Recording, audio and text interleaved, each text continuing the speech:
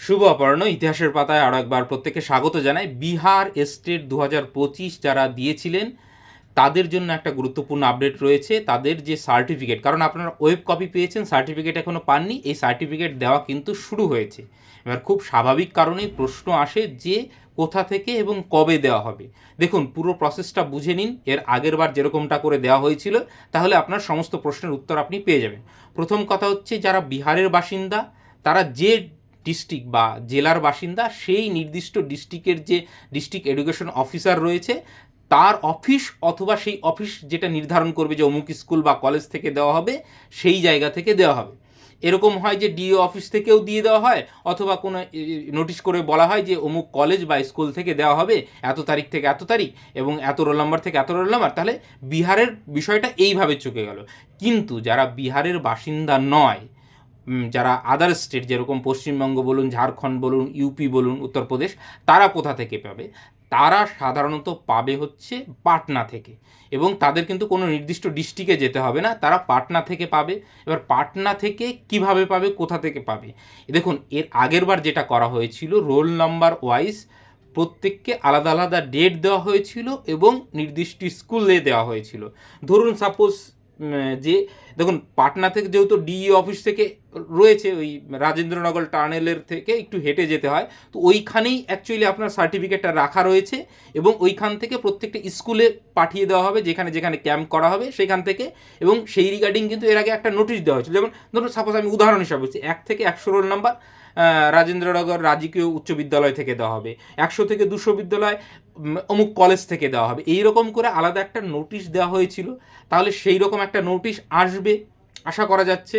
এখনও অবধি বিভিন্ন জেলা, 2-3টে জেলার দেখলাম নোটিশ এসেছে। তো জেলার নোটিশ তো শুনে আমাদের লাভ নেই, আমাদের দরকার আদার স্টেটের কবে কোথায় দেবে। সেইটা যখন আসবে নোটিশটা, সেটা আমি অবশ্যই গ্রুপে জানিয়ে দেবো। কমেন্ট সেকশনে লিঙ্ক দেওয়া থাকলো, সেখানে গিয়ে যুক্ত হয়ে থাকতে পারেন এবং আমি গ্রুপটা খুলেও দেবো। যদি উল্টো পাল্টা না বকেন তাহলে খোলা থাকবে, কিন্তু অনেকেই আননেসেসারি মেসেজ করে, ওই জন্য বন্ধ করে রাখতে হয়। যাই হোক, এই হচ্ছে মোটামুটি প্রসেস। এইবার এই নোটিশটার অপেক্ষা করতে হবে, অথবা আপনি যদি ধরেন ওই নির্দিষ্ট ডেটে না যেতে পারেন, তাহলে আপনার কি হবে? তাহলে কি সার্টিফিকেট পাবেন না? অবশ্যই পাবেন, 100 বার পাবেন। যেরকমটা এর আগের বার হয়েছিল, ধরুন আপনার 10/5/2026 রয়েছে, কিন্তু আপনি যেতে পারেননি ওই ডেটে, কিন্তু ওই স্কুলে যে নির্দিষ্ট যে টাইম পিরিয়ড থাকে, ধরুন 5 দিন ধরে বা 10 দিন ধরে দেওয়া হচ্ছে, সেই স্কুলে যদি আপনি যান, ধরুন এর আগের বার অনেকের সঙ্গে এরকম হয়েছে, নির্দিষ্ট ডেটে যেতে পারেনি, 2 দিন পরে গিয়েছে, ওই স্কুল থেকে কিন্তু তাদেরকে সার্টিফিকেট দেওয়া হয়েছে। কারণ কোনো অসুবিধা হয় না, কারণ সার্টিফিকেটটা ওই স্কুলেই থাকে। আপনি জাস্ট কী নিয়ে যাবেন? আপনার আধার কার্ডটা লাগছে, একটা জেরক্স নিয়ে যাবেন, আধার কার্ডের জেরক্স, এবং যে পরীক্ষাটা দিয়েছিলেন সেটার অ্যাডমিট কার্ড, অথবা যেটা ওয়েব কপি আপনি বের করেছেন। আমি বললাম যে সব ওয়েব কপি আপনারা রেখে দেবেন বিভিন্ন জায়গায়। এই দুটো জিনিস অন্তত আপনাকে নিয়ে যেতেই হবে এবং ওইখানে সিগনেচার করে ফোন নাম্বার লিখে দিয়ে ওখানে জমা দিয়ে আপনি আপনার কার্ডটা কিন্তু নিয়ে আসতে পারবেন। এবার ক্যান্ডিডেট ছাড়া কি দেয়? সাধারণত দেয় না, কিন্তু আপনি যদি ডকুমেন্টসপত্র নিয়ে যান, অনেক স্কুলে এর আগের বার হয়েছে যে হ্যাঁ, নির্দিষ্ট ডকুমেন্টসপত্র দেখিয়ে, ধরুন আপনার অথরাইজ লেটার যে আপনার হাজব্যান্ড যাচ্ছে, আপনি অসুস্থ, তো তাহলে সেই ক্ষেত্রে কিন্তু দিয়ে দেওয়া হয়েছে, কোনো রকম কোনো ঝামেলা করেনি।